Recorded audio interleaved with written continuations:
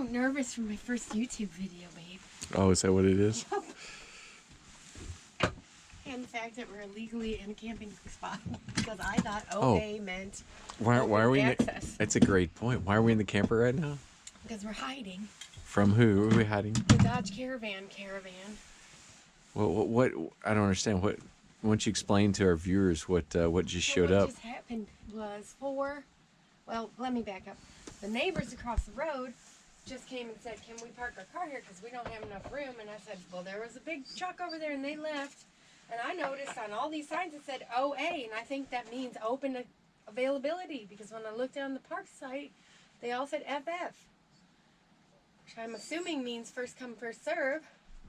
So I thought OA meant open availability, but then 4 matching Dodge minivans with Thule's.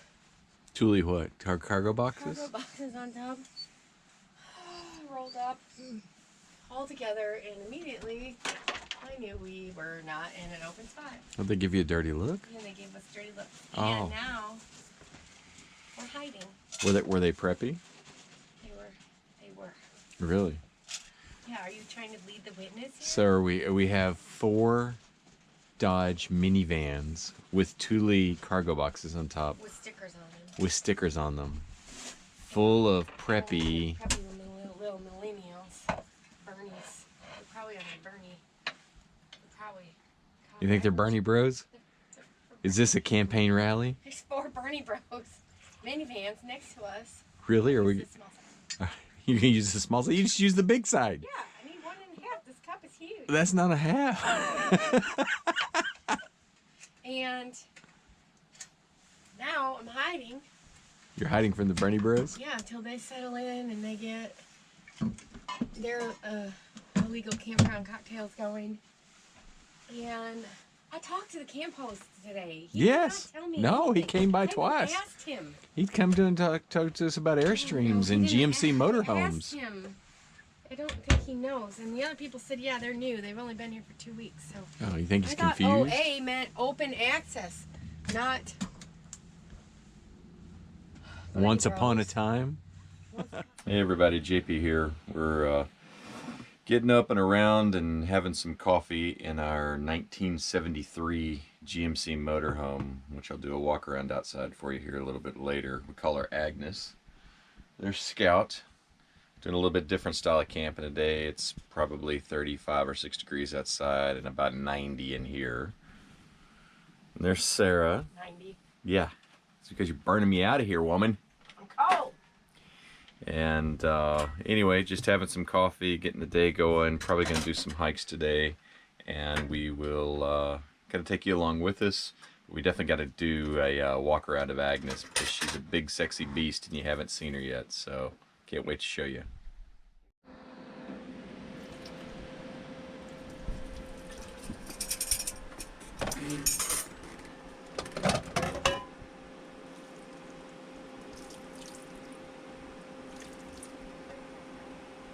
What are you doing? Chores. Per usual. Sure glad you're doing that, and I'm You not. sit there and look at me. Per usual. So the other thing we're doing over breakfast here, or if breakfast ever comes, is looking at some logo designs for the new website. Trying to decide which one kind of sets us in the direction we want to go. Got some actually really good ideas that are starting to come in. Several of them are pretty cool. I like this one here in particular. Sara and I both think that one is very fun and will make a outstanding patch or sticker for trucks and cars and overlanding vehicles of all sorts. But pretty cool stuff coming in, don't you think, babe? Yes, babe. You're such a design.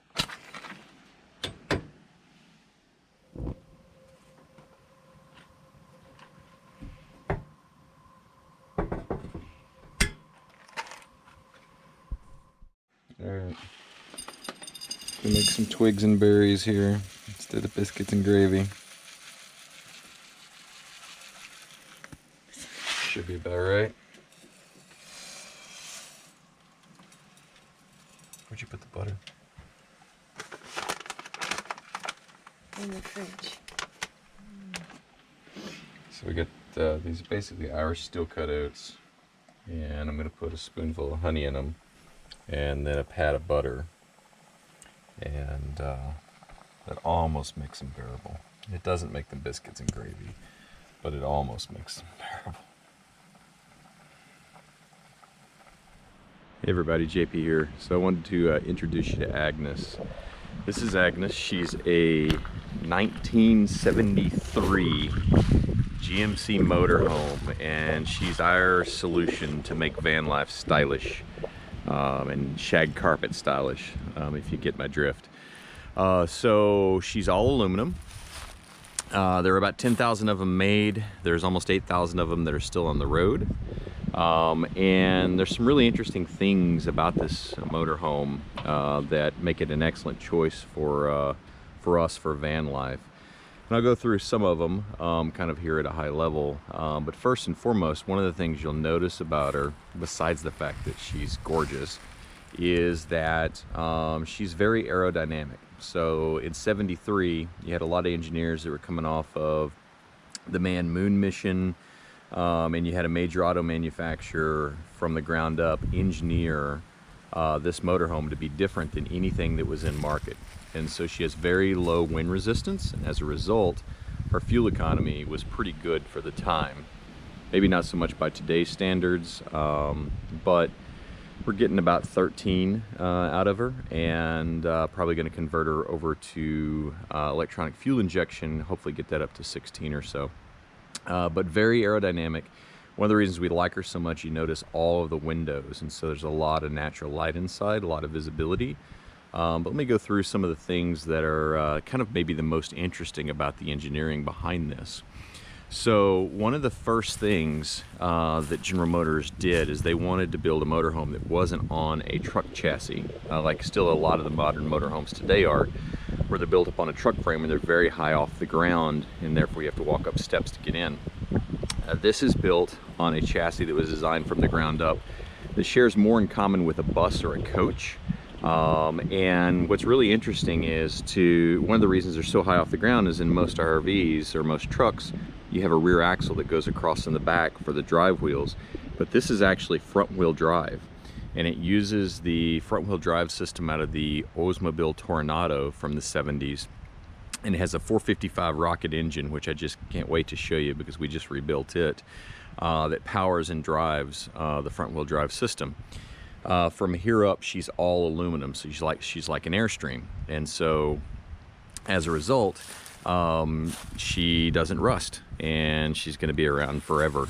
You'll notice on here that I've got all-terrain tires on her because we do take her off-grid quite a bit. Fire roads, places that most people would even kind of think twice about taking their Jeep, we take Agnes. And then she's got in the back here this tandem wheel system that has airbags in the middle. These airbags have been upgraded, if you can see in there. I don't know if you can because of the light. We've got a quad bag airbag system that helps with reliability, but it rides exceptionally smooth. In that rear panel right there, there's a 6,000 kilowatt generator.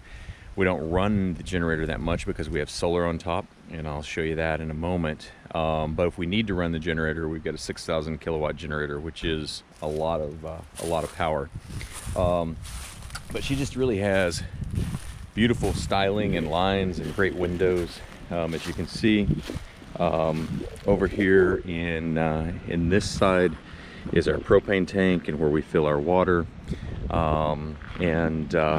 just gorgeous overall. I'll take you through and show you in detail about her, but this is her just kind of from a visual perspective so you can get a sense, so that as we start to drive into details. She's not that big. She's 26 foot long. You may not realize that's bigger than maybe like a 4350 van, but very maneuverable, and you can turn this thing in about the same turning radius that you can a bigger truck. It's about like driving my Tundra, to be honest with you, which is nice because it makes her, again, pretty maneuverable, gives us the ability to get her back into the woods in places you wouldn't think that you could. So let's take a little look up top here, and I'll show you kind of how old meets new. If I can climb up this with the camera. So on the top here, you can kind of start to see there's 300 watts of solar panels, 2 100-watt panels here, and then in front of the air conditioning unit, there's a third 100-watt panel. And we've stayed off-grid in Agnes up to 2 months at a time without plugging in.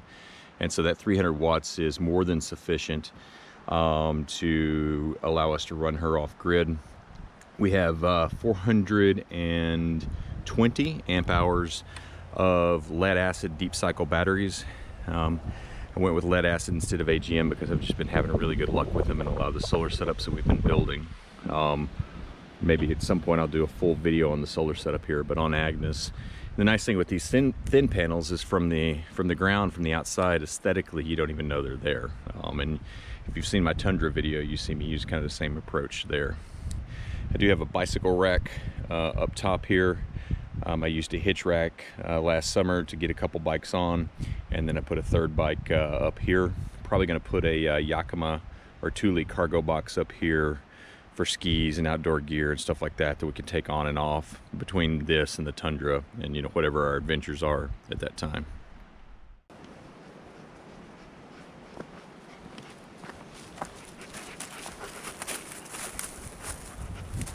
GoPro, stop video.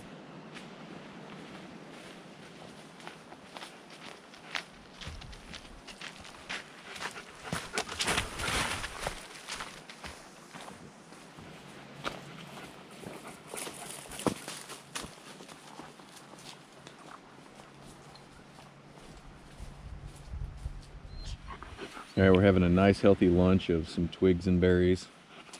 We got some Patagonia mussels. Some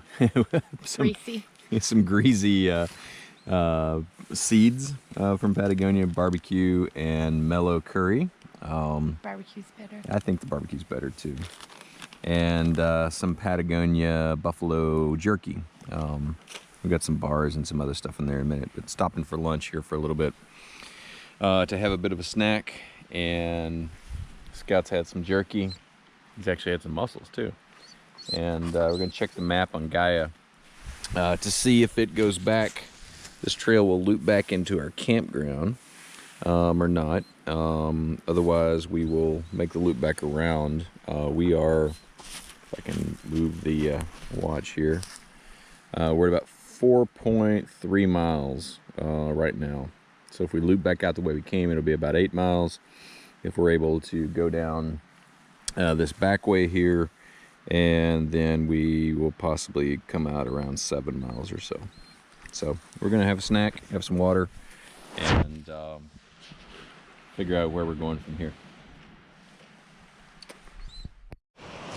So we're on the Clear Creek Trail now, which is pretty awesome because the trail is going right along Clear Creek here with a lot of little waterfalls. It's a pretty decent sized creek and the water is definitely clear. What do you think, babe? Come over here. You like it? Oh wow, that's nice.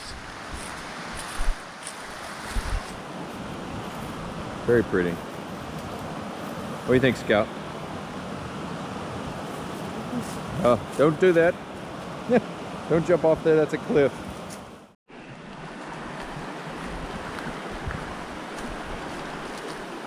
What? How are we gonna do this? Under the tree. Under the tree? Yeah. Or straight across there. Where Scout's at.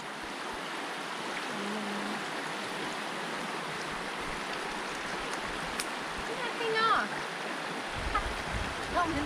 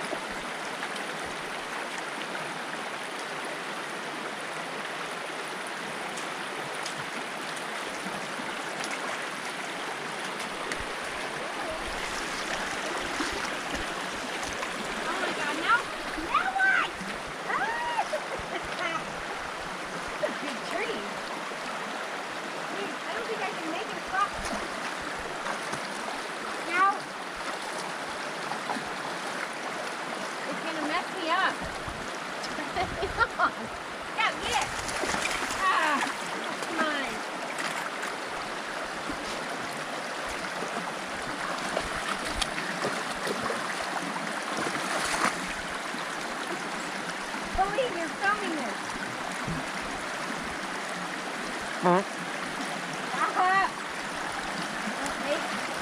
Don't mess me up.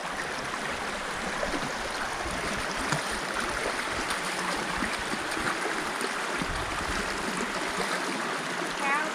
Yeah.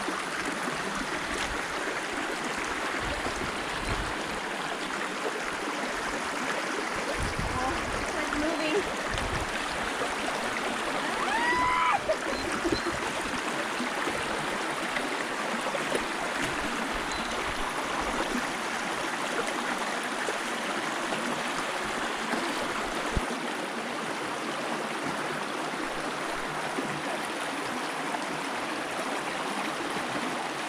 Oh no, babe. It's going in.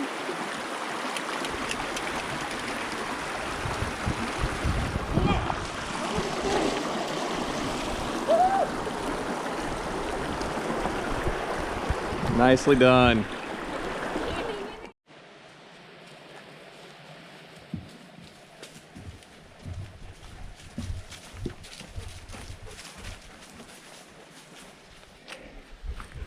That's a view down towards Lake Parksville. You'll be able to see it a little bit better in the drone footage, which will be in the video here as well. Actually, I'll probably put the drone footage in front of this. But a pretty nice overlook here as well. Big giant valley. I think that ridge right there is in the Greasy Creek area. There's the causeway going across Lake Parksville, if you can see that. And that mountain off in the distance is Big Frog, which we climb pretty often. And that's Scout, the squeaker. What do you think, Scout? Huh?